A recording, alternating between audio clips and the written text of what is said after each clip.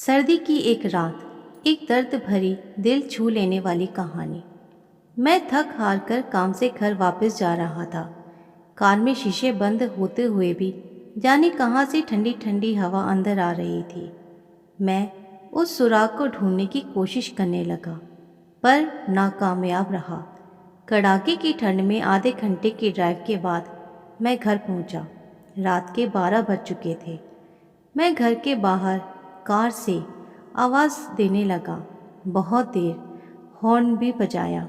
शायद सब सो चुके थे। 10 मिनट बाद खुद ही उतरकर गेट खोला। सर्द रात के सन्नाटे में मेरे जूतों की आवाज़ साफ सुनी जा सकती थी। कार अंदर कर जब दोबारा गेट बंद करने लगा, तभी मैंने देखा एक 8-10 साल का बच्चा अपने कुत्ते के साथ मेरे घर के सामने फुटपाथ पर सो रहा है। वह एक अधफटी चादर ओढ़े हुए था। उसको देखकर मैंने उसकी ठंड महसूस करने की कोशिश की तो एकदम सकपका गया।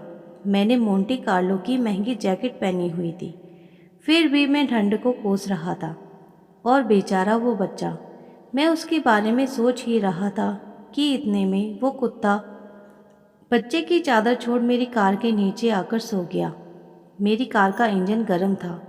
शायद उसकी गर्माहट कुत्ते को सुकून दे रही थी। फिर मैंने कुत्ते को भगाने की बजाय उसे वहीं सोने दिया और बिना अधिक आहट किए पीछे का ताला खोल घर में घुस गया। सबके सब सो रहे थे। मैं चुपचाप अपने कमरे में चला गया। जैसे ही मैंने सोने के लिए रजाई उठाई, उस लड़के का ख्याल मन में आया। सोचा, मैं कितना स्वार्थी हूँ। मेरे पास विकल्प के तौर पर कंबल, चादर, रजाई सब थे, पर उस बच्चे के पास एक अधफटी चादर भर थी। फिर भी वो बच्चा उस अधफटी चादर को भी कुत्ते के साथ बांटकर सो रहा था और मुझे घर में फालतू पड़े कंबल और चादर भी किसी को देना गवारा नहीं था। यही सोचते सोचते ना जाने कब मेरी आँख लग गई। अगले दिन सुबह उठा तो देखा घर के बाहर भीड़ लगी हुई थी। बाहर निकला तो किसी को बोलते सुना, अरे वो चाय बेचने वाला सोनू कल रात ठंड से मर गया। मेरी पलकें कांपी और एक आंसू की बूंद मेरी आंख से छलक गई। उस बच्चे की मौत से किसी को कोई फर्क नहीं पड़ा। बस वो कुत्ता अपने नन्हे दोस्त के बगल में गुमसुम बैठा था, मानो उसे उठाने की कोशिश कर रहा हो। ये कहानी सिर्फ एक कहानी नहीं, ये आज के इंसान की सच्चाई है। मानव से अगर मानवता चली जाए तो वो मानव नहीं रहता, दानव बन जाता है।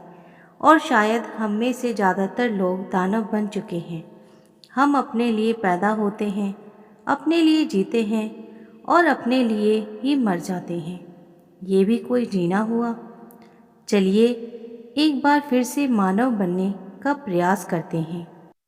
चलिए अपने घरों में बेकार पड़े कपड़े ज़रूरतमंदों को देते हैं। चलिए कुछ गरीबों को खाना खिलाते हैं। चलिए किसी गरीब बच्चे को पढ़ाने का संकल्प लेते हैं। चलिए एक बार फिर से मानव बनते हैं।